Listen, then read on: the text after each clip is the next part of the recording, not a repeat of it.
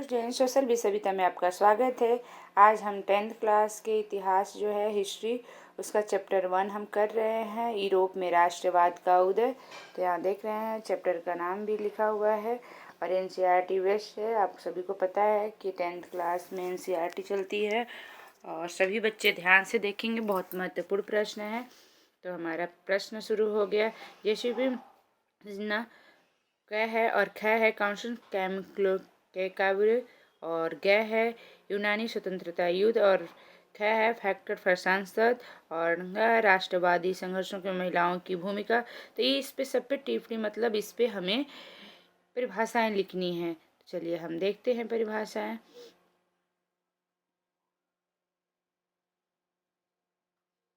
देखिए हमारा आ गया पहला यहाँ पे रेवशिप मशीन। इसके देखिए आंसर दिया हुआ है ये शायद इस तरह से आप देखिए और कॉपी में नोट करते हुए चलिएगा और लिखते हुए चलिए और आप अच्छे से तैयारी भी करिए। सभी बच्चों का प्री बोर्ड का भी डेट शीट आ गया है और फाइनल एग्ज़ाम का भी डेट शीट आ गया है। तो बच्चे आप तैयारी में लग जाइए अच्छे से।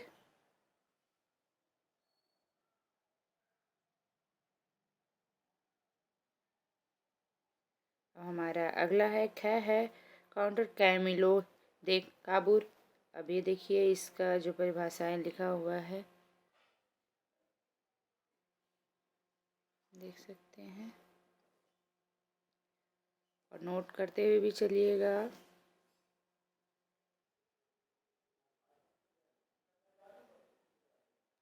और हमारा ग है यूनानी स्वतंत्रता युद्ध, देख सकते हैं और ये नोटबुक में नोट भी करते चलिएगा। बहुत ही महत्वपूर्ण प्रश्न है और यूरोप में राष्ट्रवाद तो ऐसे ही बहुत महत्वपूर्ण प्रश्न है।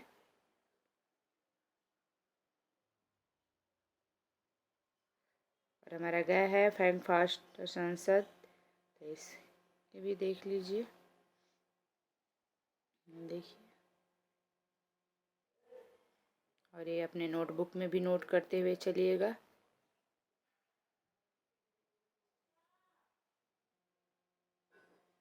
और हमारा अगला है देखिए राष्ट्रवादी संघर्षों में महिलाओं की भूमिका। ऐसे देख सकते हैं किस तरह से राष्ट्रवादी संघर्षों में वर्षों में बड़ी संख्या में महिलाओं के सक्रिय रूप से भाग लिया था। तो इस तरह से देख सकते हैं आप और नोट भी कर सकते हैं। हमारा सेकंड प्रश्न है ये देखिए कि फ्रांसीसी लोगों के बीच सामूहिक पहचान का भाव पैदा करने के लिए फ्रांसीसी क्रांतिकारियों ने क्या कदम उठाए। यहाँ से आंसर देखिए कि प्रारंभ में फ्रांसीसी क्रांतिकारियों ने अनेक कदम उठाए जिनके फ्रांसीसी लोग ने एक दूसरे सामूहिक पहचान की भावना उत्पन्न हो रही थी। एक कदम निम्नलिखित थे, ये देख लीजिए यहाँ पे अलग अलग पॉइंट हैं और ये बहुत ही महत्वपूर्ण चैप्टर है। तो आप इसे देखना ना भूलें और आप पेपर के लिए भी अच्छे से तैयारी करते रहें ताकि एग्ज़ाम में आपके अच्छे नंबर आ सकें और आप अच्छा कर सके। सभी बच्चे आप डेट शीट डाल दिया गया है चैनल पे, आप देख सकते हैं।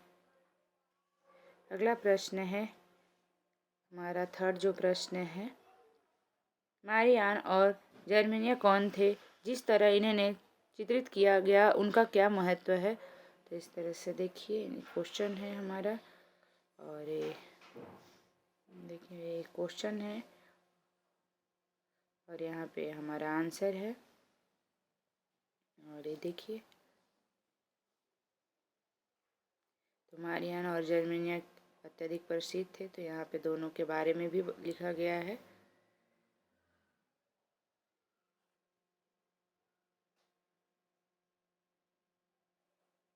यहाँ पे जर्मेनिया और मारियान के बारे में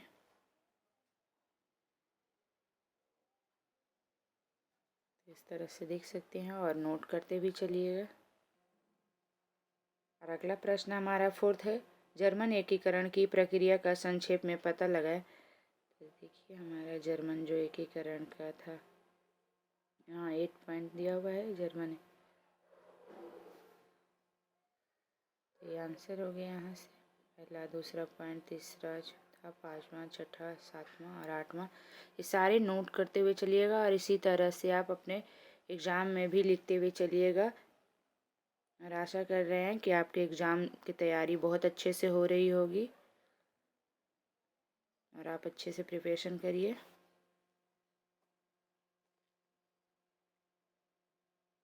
नहीं 8 नहीं, और भी पॉइंट है, देखिए।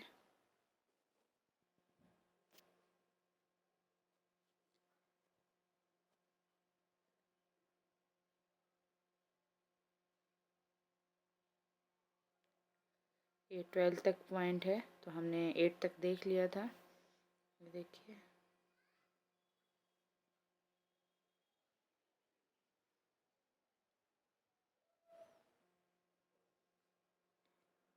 अगला प्रश्न है, आपने शासन करने वाले क्षेत्रों में शासन की व्यवस्था को ज़्यादा कुशल बनाने के लिए नेपोलियन ने क्या बदलाव किए। तो इस तरह से देखिए कि नेपोलियन एक क्वेश्चन है और यहाँ पे किस तरह से नेपोलियन ने सुधार के निम्नलिखित है। पहला पॉइंट देखिए कि प्राचीन सामाजिक, राजनीतिक, धार्मिक व्यवस्था को नष्ट किया। सेकंड पॉइंट देखिए कि सामाजिक समानता स्थापित करने के लिए निम्न और उच्च वर्ग के भेदभाव को ख़त्म किया। थर्ड इस तरह से। फोर्थ देखिए, फिफ्थ, सिक्स्थ, सेवन्थ, देखिए हमने पहला देख लिया था। और इसी तरह आपको मैं बार बार कह रही हूँ, इसी तरह से आप भी पॉइंट में ही लिखिएगा और आप इसे नोट करते हुए भी चलिए। इस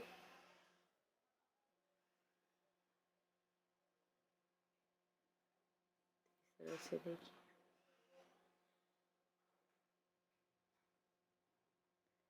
और अगला प्रश्न है, चर्चा करें कि उदारवादियों को 1848 की क्रांति का क्या अर्थ लगाया जाता है। उदारवादियों ने किन राजनीतिक, सामाजिक एवं आर्थिक विचारों को बढ़ावा दिया। तो ये देखिए यहाँ पे दिया हुआ है,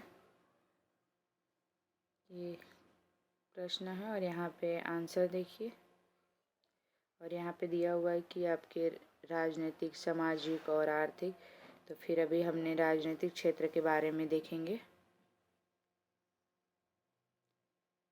कि राजनीतिक क्षेत्र के बारे में पता लगाएंगे। तो इसमें देखिए राजनीतिक क्षेत्र में फिफ्थ पॉइंट दिया हुआ है कि राजतंत्र का अंत करके गणतंत्र की स्थापना की गई और सार्वजनिक मताधिकार के आधार पर निर्मित जन प्रतिनिधियों सभाओं के निर्माण के प्रयास का आरंभ हुए। इसी तरह Germany, Italy, Poland, Austria, Hungary साम्राज्य का उदय वादियों का मध्य में। इस तरह से देखिए पॉइंट और नोट करते हुए चलिए, लिखते हुए चलिए। और अब हम सामाजिक के बारे में देखेंगे, उसके बाद हम आर्थिक के देखेंगे। ये हमारा सामाजिक है। सामाजिक में 2 ही दिया हुआ है कि महिलाओं और पुरुषों के समान दर्जा दिया जाने लगा तथा उनके सभी क्षेत्रों में भागीदारी को महत्व का समान की दृष्टि से देखा जाने लगा। कुलीन वर्ग की अपेक्षा मध्य वर्ग की सभी क्षेत्र राजनीतिक, आर्थिक, सामाजिक और आर्थिक सामाजिक महिलाओं की भागीदारी बढ़ी, जिसमें कुलीन वर्ग की श्रेष्ठता कम हुई। इस तरह से अब हम आर्थिक देखेंगे। देखिए हमारा आर्थिक क्षेत्र में भी 3 है। तो देखिए हमारा आर्थिक क्षेत्र में ये 3 पॉइंट दिया हुआ है। ये लॉन्ग क्वेश्चन में आएगा, इसमें से 5 नंबर के जो प्रश्न होते हैं वो आएंगे। तो इस तरह से नोट करते हुए चलिएगा। अगला प्रश्न है, यूरोप में राष्ट्रवाद के विकास में ये योगदान को दर्शाने के लिए 3 उदाहरण दें। ये हमारा प्रश्न है, ये देखिए और यहाँ पे आंसर है। तो देखिए 3 पॉइंटों में यहाँ पे हमने देखा, ये पहला पॉइंट आपका आ गया, यहाँ पे पहला पॉइंट है और ये दूसरा पॉइंट आ गया। और आप नोट करते हुए भी चलिएगा।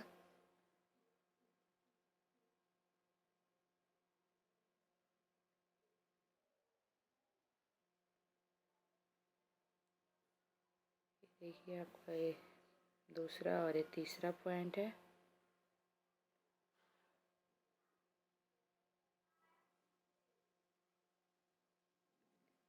और अगला है कि किन्हीं दो देशों पर ध्यान केंद्रित करते हुए बताइए कि 19वीं सदी में राष्ट्र की किस प्रकार विकसित हुई। तो ये देखिए हमारा प्रश्न है और यहाँ से आंसर है। 19वीं शताब्दी में लगभग पूरे यूरोप में राष्ट्र का विकास हुआ, जिसके कारण राष्ट्र राज्यों का उदय हुआ। इनमें से बेल्जियम और पोलैंड भी एक देश थे। तो देखिए यहाँ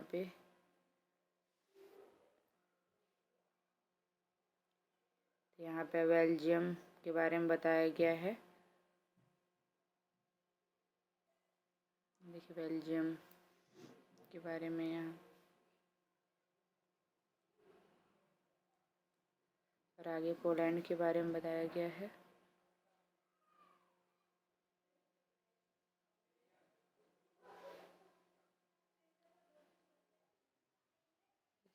देखिए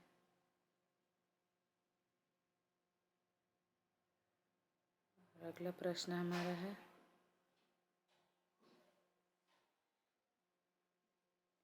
फोर्थ प्रश्न है, ब्रिटेन में राष्ट्रवाद का इतिहास शेष यूरोप की तुलना में किस प्रकार भिन्न था। तो आप प्रश्न देख सकते हैं और यहाँ पे आंसर कि ब्रिटेन में राष्ट्रवाद का विकास एक लंबी संवैधानिक प्रक्रिया द्वारा हुआ। इनमें से किसी प्रकार की क्रांति नहीं हुई, अतः इस प्रक्रिया को आमतौर पर हम रक्तहीन क्रांति के नाम से भी जानते हैं। यह प्रक्रिया इस प्रकार है। ये देखिए पहला पॉइंट हो गया, दूसरा, तीसरा और चौथा पॉइंट हो गया हमारा। नोट करते हुए भी चलिएगा। इसमें हमारा 8 पॉइंट तक दिया हुआ है।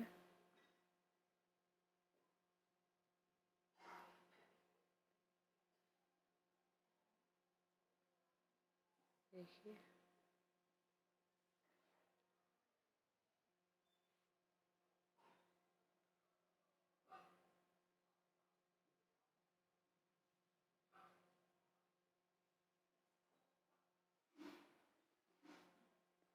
अब अगला प्रश्न हमारा है,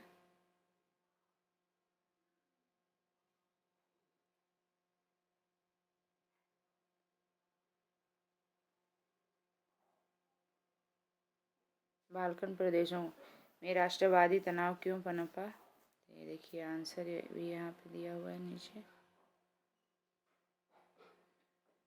कि 1871 ईस्वी में बाद बाल्कन क्षेत्र में राष्ट्रवाद का उदय क्यों हुआ। तो ये देखिए पहला पॉइंट, दूसरा, तीसरा, चौथा, पांचवा, छठा पॉइंट देखिए किस क्षेत्र में अपनी भौगोलिक और जातीय विभिन्नता थी। इस तरह से मतलब सेकंड पॉइंट देखिए